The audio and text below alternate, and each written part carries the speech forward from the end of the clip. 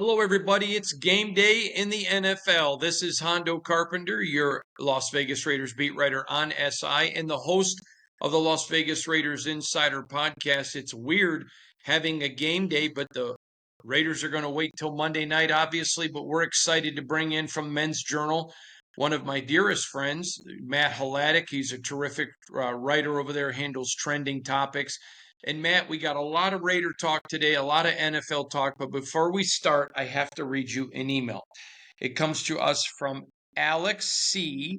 And Alex C. lives in Panama City, Florida. Alex says, Hondo, I'm a lifelong Raider fan. I absolutely love the Raiders, and I've really grown to enjoy Matt. I think it's hilarious. Tell him thank you. My wife is a humongous Browns fan. His article this week on Tough News for Shedeur Sanders fans was hilarious. Tell him I appreciate it and love him on the podcast every week. There you go. I don't even know what I didn't see it. What did you write? Just that there were reports that he isn't doing scout team duty, that it's been Bailey Zappi, the fourth string practice squad guy, doing scout team, um, which doesn't necessarily bode well for him in terms of playing this year. But I think the Browns have pretty much said they don't want him to play this year unless their hand gets forced or things are really out of hand. Yeah, very interesting. So, anyways, good job. Hey, you're gathering Raider Nation now, following everything you do over on Men's Journal. So it's great to have you, buddy. Yeah, making it Oh, making a dent in the Browns fan base too. absolutely. I want to talk to you about the power of hope and the enormity of tomorrow night with the Raiders. So listen, this is a very good Charger team. A loss to the Chargers would not surprise me for the Raiders. I think they're going to win. I have them winning in six of my four, which I go through 10 things. When I do a game, I have the Raiders winning. Actually, I have it 5-5, but I always give the edge to the home team. So I have Raiders winning this game. But here is the enormity of it, Matt. Since the Raiders have moved to Allegiant Stadium, getting a home field advantage has been very difficult. And they are coming home with a win on the road, a new regime, a new quarterback, and they're facing a team that doesn't have a very good fan base. Not saying they're bad people, it's just not big. They're going to have home field advantage. I think it's going to be about 90% Raider fans. And a win in this game would be enormous just for them giving, literally, it would be Pete Carroll throwing red meat to his fan base, giving them something to get excited about after what has really been futility over the last 2 decades plus. Am I overstating the enormity of this game for the fan base? No, I don't think so because I think that, like we had said last week, I think the opportunity is there for the Raiders if they get off to a good start to really be a surprise team potentially. And they got step one out of the way by beating New England. Now you come home. Now you can play a Chargers team that was in the playoffs last year, had a really impressive win week one in Brazil against the Chiefs. If you win that game, people will start to notice. And I think starting 2-0 is paramount because then you go across the country in week three on a short week and you play at 1 o'clock Eastern time against a Washington team that is going to be smarting a little bit coming off that embarrassment with a lot of rest against Green Bay. So I think that might be a schedule loss for the Raiders. Every team kind of has them, but if you're 2-0 and you get that momentum behind you and you get the home field advantage and the fans really start to buy in to what Pete Carroll's building, that could be a major, major thing down the road. So I think Monday night is huge. Yeah, and it's not huge as far as anything I feel about Pete Carroll. I just reiterate, I Right. think it's huge for the fan base. So let me ask you, what were your impressions? I mean, Gino Smith, I've been talking about all training camp, all offseason, has mastered this Chip Kelly offense. Now, I'm going to be very blunt. I saw Marcus Mariota at the height of his Heisman drive where he had mastery of Chip's offense, but he wasn't like he was a freshman. Um, I have never seen a guy in his first year with Chip Kelly own his offense the way Gino does. I am so impressed with Gino Smith, not just for his football ability, but his off-field ability as a leader. I'm curious, what was your instant reaction to Geno Smith after week one? I'm not surprised because I knew what he's capable of, and we've been saying it on this pod for all off season.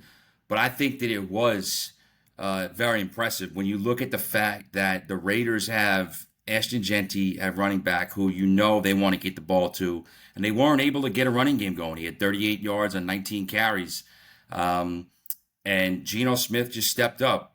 24 of 34, 362, touchdown and a pick. He got sacked 4 times, but he shook that off. He was tough in the pocket, made big throws. Um, that third quarter was huge, obviously going in at halftime trailing, but then you come out and take control of the game in the third quarter. And leading 2 scoring drives. He was very impressive. I think that the connection with Brock Bowers was there the way you hoped it would be. Jacoby Myers played well also. So I think you saw exactly what you wanted to out of Geno Smith, and I think you saw exactly what he's capable of. Let's go back to Ashton because you made a really good point. It wasn't like he had an enormous day with rushing yards. He did get a touchdown that was just he put his head down like a Mack truck tank and had to fight for those 3 yards. But the thing that really stood out to me was his pass blocking was phenomenal, and they were stacking the box. It was their MO that they were not going to let Ashton beat them, or really the running game, because they kept the box stacked with Zamir. And not necessarily stacked, but guys rushing the box, once the ball was snapped. And so to me, I thought he had a very good performance when you consider they lined up to stop him and that he didn't let them take him out of the game, pass protection. Gino throws for over 360. So they're like, okay, fine, you want to take him away. We're still going to use play action. I mean, to me, I thought it was a very good performance. Now, there are some people that are only stat related, and some of that is fantasy football. Some of that are people who don't understand the game. They just look at stats. But I thought it was a good performance, especially when you're going against a Mike Vrabel who said, you're not going to beat us with the run. Hmm.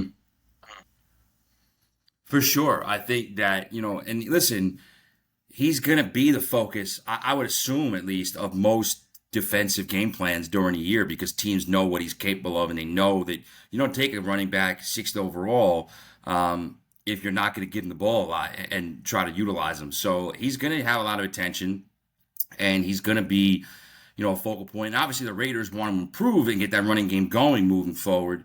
But I think it was, good to see him kind of just, play his game and not get too, not try to do too much, even if the holes weren't necessarily there for him.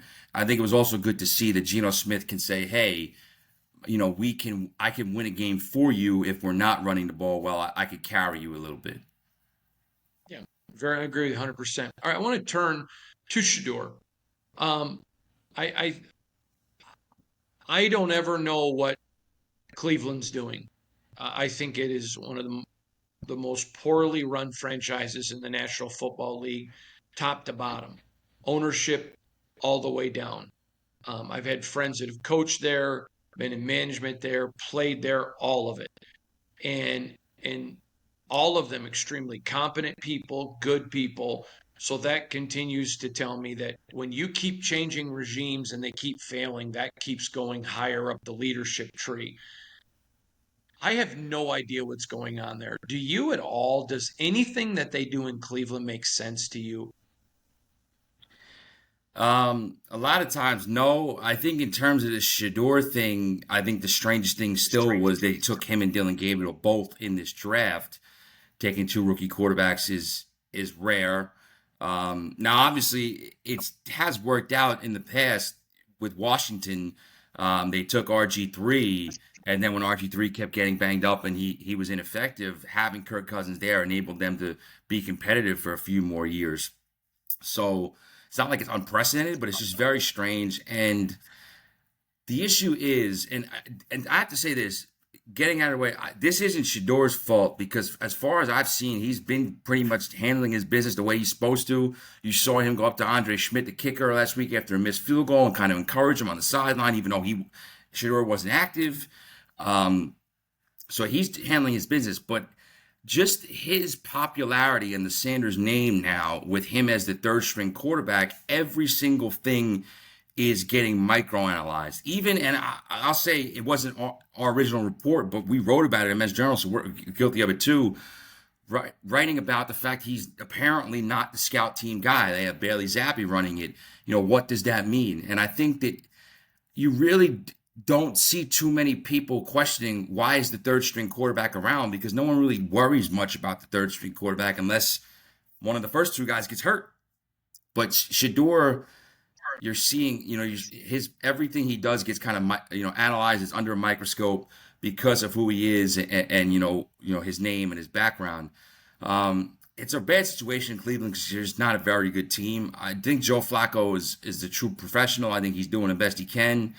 I think Dylan Gabriel, Shador seem to be working hard as rookies behind him. But I don't think it's going to be a very, very good season there again. And I think you probably could see another regime change in January. Yeah, I fully expect it. All right, let's turn to Mike McDaniels. He is a offensive juggernaut. I don't think any one of us doubts that. But that is a franchise that looks to be crumbling. Your thoughts on the Dolphins? I think the Dolphins sort of speak a little bit to the fragility of the NFL and how quickly things can change on a dime, because they had two winning seasons where they just missed the playoffs under Brian Flores. They got rid of him. Mike McDaniel comes in. They have two more winning seasons where they make the playoffs, including 11 wins in 2023, where they didn't have any postseason success, but they looked like a team that was, a formidable, tough team to play, especially during the regular season before it got cold. Even last year, 8 wins, they weren't, a disaster. And now they look like a mess. And, Tua just, it doesn't look like it's going to work there for him. They're having players-only meetings after week 1, which is like, it's over. So if you're having players-only meeting after week 1, that's a bad sign. That's a really bad sign. I was told once by a head coach, the moment you start having players-only meetings, your season's over. It's almost pretty much unanimous thing, and to have him in week 1 is really bad. So he looks kind of like a dead man walking there in Miami, and it's just, how long do you play out the string here? The thing is, if it doesn't turn around and you get rid of him, what are your next steps? Do you start selling off some veteran talent like a Tyreek Hill? I don't know.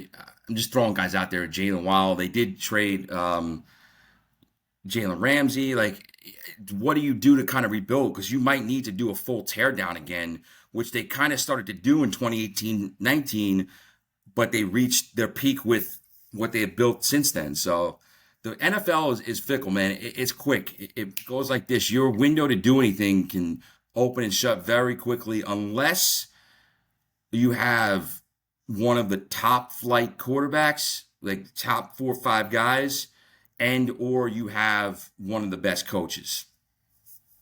Yeah. I want to talk to you about a game that I find incredibly intriguing this weekend. I can't wait to watch it. And that is Jags Bengals. I'm going to tell you, I love Joe Burrow. When you talk about poorly run franchises, the Bengals are right there. I don't know how the state of Ohio can be one of the greatest football states when it comes to high school and college, and arguably one of the worst pro football. But I love Joe Burrow. I love Trey Hendrickson. There are several things. I love Jamar Chase. There are lots of things I love about the Bengals other than their ownership. But the Jags, we saw Trevor Lawrence take an upswing early in Peterson, and then Peterson self-destructed, Urban Meyer self-destructed.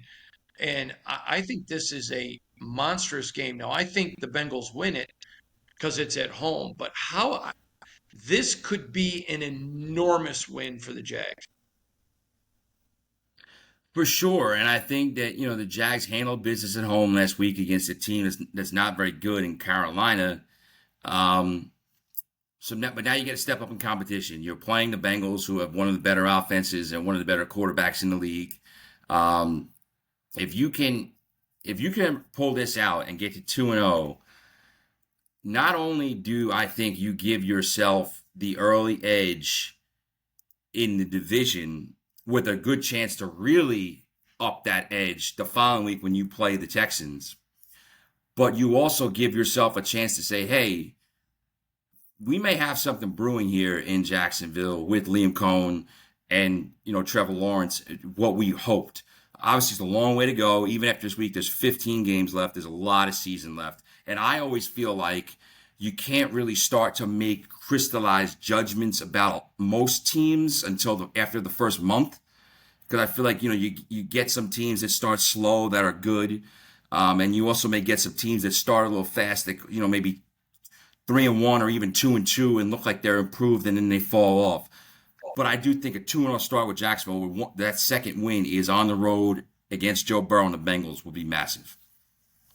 Let's turn now to the NFL because I'm finding this as one of the most fascinating seasons I've seen in a long time. There is a lot of warts on a lot of teams. I know the NFL craves parity because it keeps more fan bases engaged, but I'm just being honest. After week one, I don't remember a season where I am more intrigued by the National Football League than I am this year in a long time.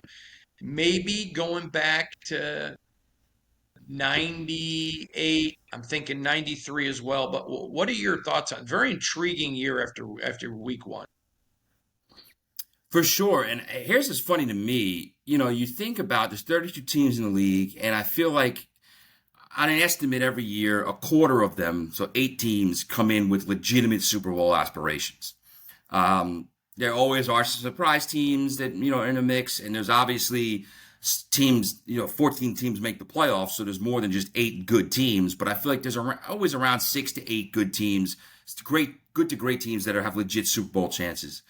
After watching week one, and again, I don't want to make full-blown judgments yet, but after watching week one, and watching the Thursday night game with the Lions and Packers, there are 4 teams, 3 teams really, that look like they were playing on a different level of football so far this year.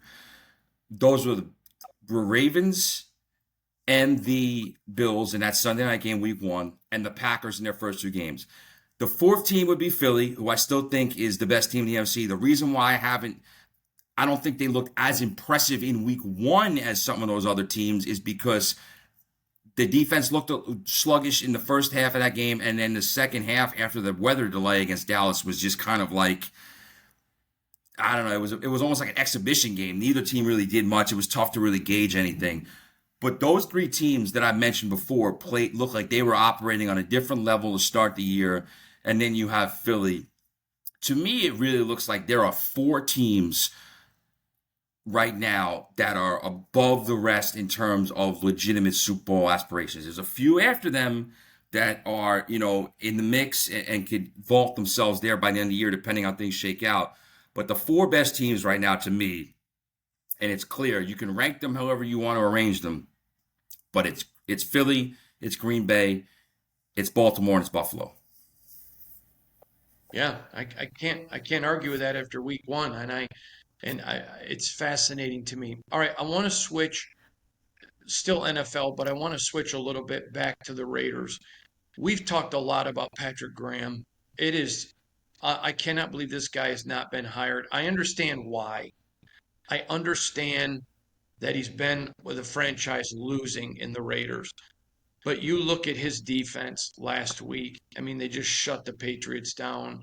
Again, last year, the fact that he even got them into the mid, into the mid range of the NFL, where he got them with all the injuries, 9 starters out.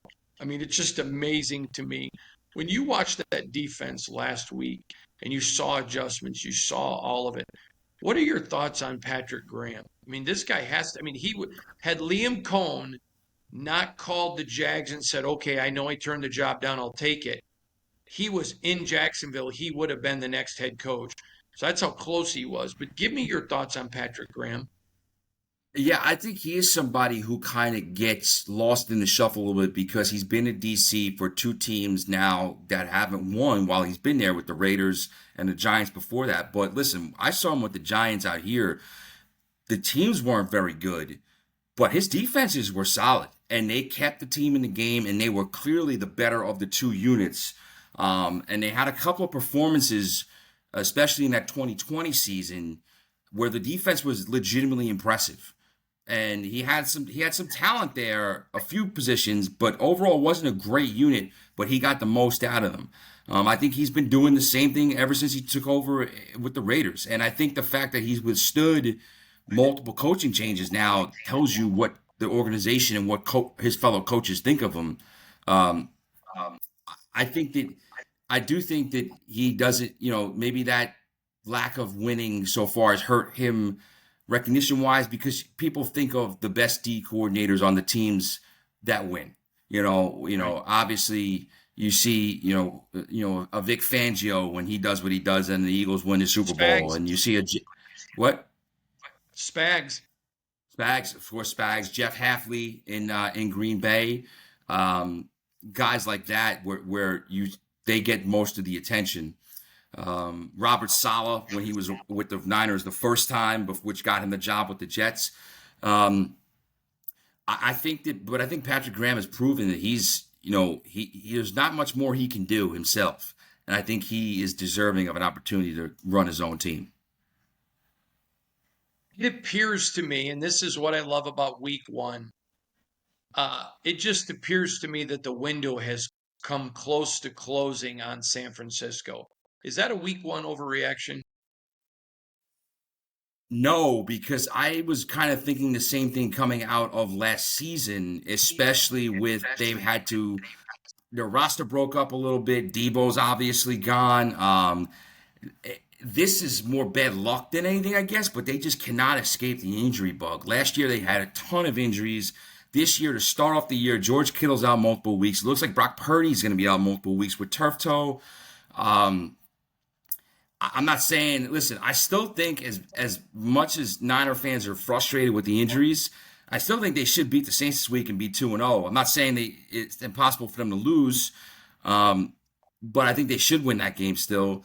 So I think the Niners can still be a playoff team. I'm not saying they're a bad team, but I feel like the window might have closed there with them. Um, and I think if you are Detroit, I think they'll be much better this weekend than they were in week one against Green Bay. I still think Detroit's a good team and going to be in the postseason, but you have to worry if how much longer is our window open? Do we have it? Do we have to get it done this year? Or are we going to have to retool some? Because again, and those are two teams that have good quarterbacks and very good head coaches, but they don't have your Josh Allen, your Lamar Jackson, your Patrick Mahomeses, your guys who give you could put almost anything around them and they're going to have you in contention by the end of the year. I was talking to a friend of mine who's an executive with an NFC team this week, and we were literally, his team is not in need of a coach at all. Their coach is solid. But we were talking about coaching around the NFL. And he said, he goes, last year people knew Pete Carroll was out there. You knew Mike Vrabel was out there. He goes, you knew there were solid options. He said, but one of the things fans don't talk about in media, and actually he's the one that brought this up when he said, how come media doesn't talk about, okay, you want to fire your guy. Who are you going to go replace him with?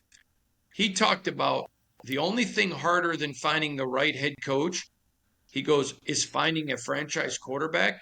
And then he added this caveat. He goes, I may think it's harder to find the right head coach than a franchise quarterback. I told him I was going to bring that up with you today. I think that's a great topic and a great discussion. I'd love your thoughts.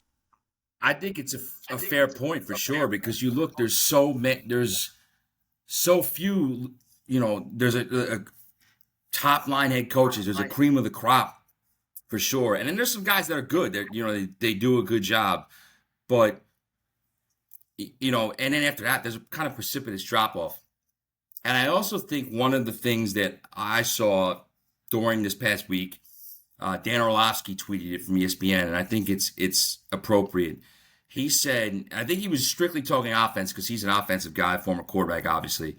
He said, if you do not have a play caller, play designer who is giving you an advantage, he's like, your team is dead in the water offensively.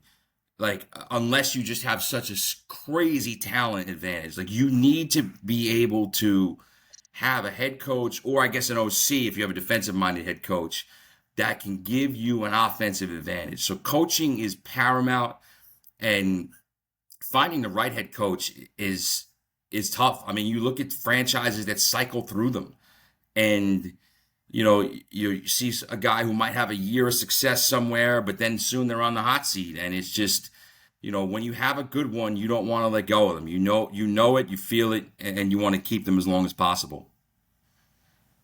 I don't know if you saw Tom Brady on the herd this week. I thought he was I thought it was the best I've ever seen Tom Brady talking about as an analyst. And he was breaking down quarterbacks, and Colin Cowherd, who I don't always agree with, but I also don't think he's a moron, talked about he gives quarterbacks 1 year and then up to Thanksgiving week, their second year, before he makes a judgment. And I thought it was an interesting take by Colin. And Tom Brady came back with some of the best analysis I've ever seen.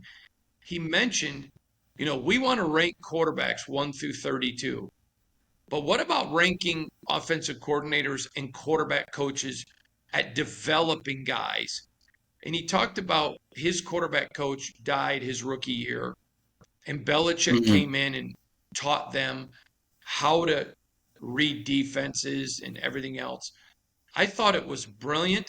I thought it's something that deserves a lot more discussion. I'd love your thoughts on that.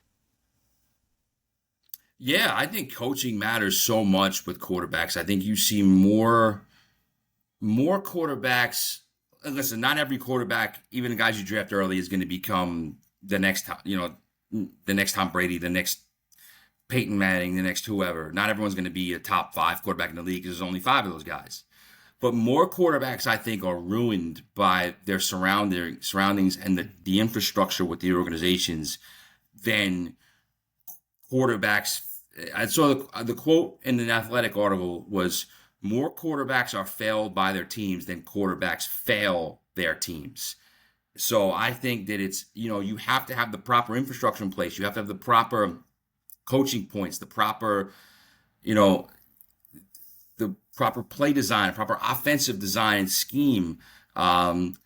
Listen, you're never putting a guy in, very rarely is a guy going to play under ideal circumstances as a rookie, because he probably was picked by, if he's picked high, he's picked by a team that wasn't very good.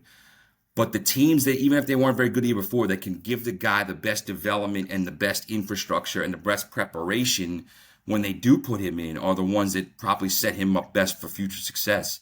So I do think quarterbacks, because of the way that things have kind of blended conceptually with college football and the NFL, some of them come in more ready to go right from the jump than they may have back when Tom Brady entered the league, or guys around his age. But still, you got to give them some time to develop, and still you have to follow through with them and make sure that they are nurtured in the right way.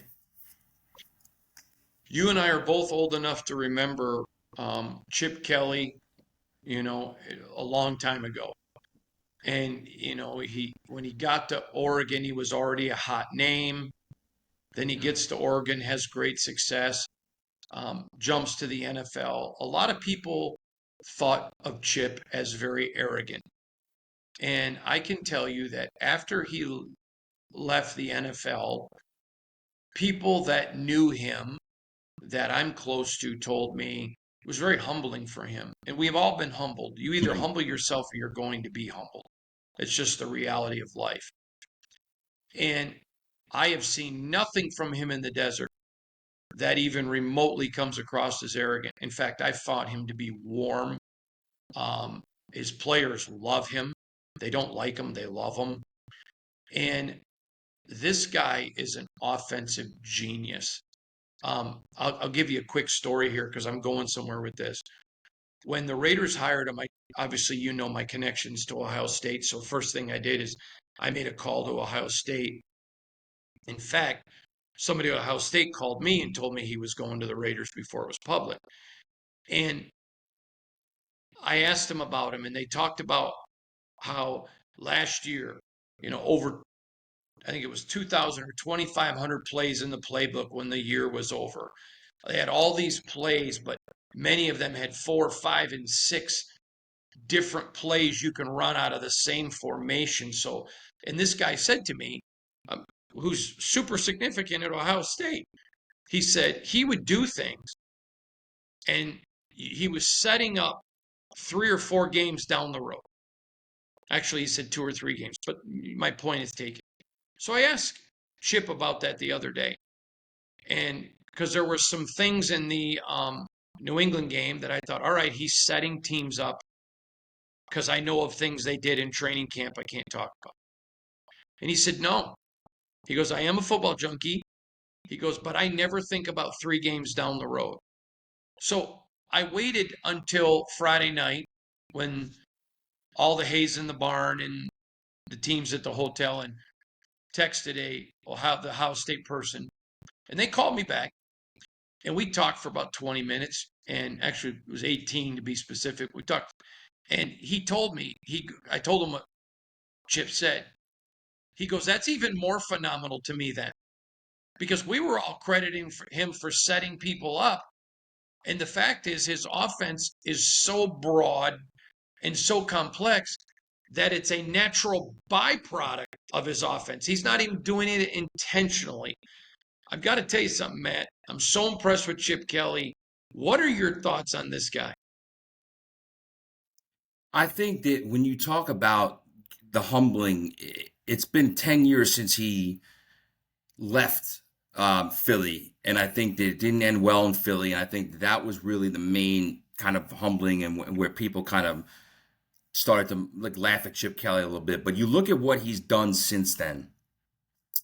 He failed in that short stint in San Francisco. He went back to the college game, and he obviously, he ends up at UCLA, where he's the head coach there after a year off, and he had some success at UCLA. He had made a couple of bowls, but he kind of doesn't win big like he did at Oregon. He leaves there. Then he goes to Ohio State and gets to be the OC for a championship team. And I think just all those different experiences help you and help shape you to when you get an opportunity like he has now at the Raiders. And I think that you're seeing kind of an evolved version of him as a coach, and even an evolved version maybe of him offensively, where some different things he's picked up or different things he's tweaked. And I think it's to the Raiders' advantage. Excellent stuff there, Matt. All right, what's your prediction for tomorrow night?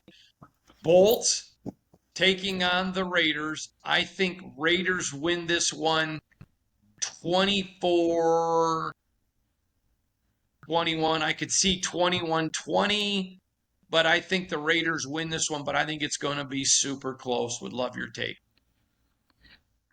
Yeah, I was thinking in that 24-20 range. I'll say 27-24 Raiders. Oh, awesome. All right. Matt Hladek from the Men's Journal. Check him out. Matt, tell everybody where to find you on X. Sure, you can find me at Matt Hladek 919, at MATTHLADIK 919, and I'm always down to talk some ball. All right. Thanks, brother.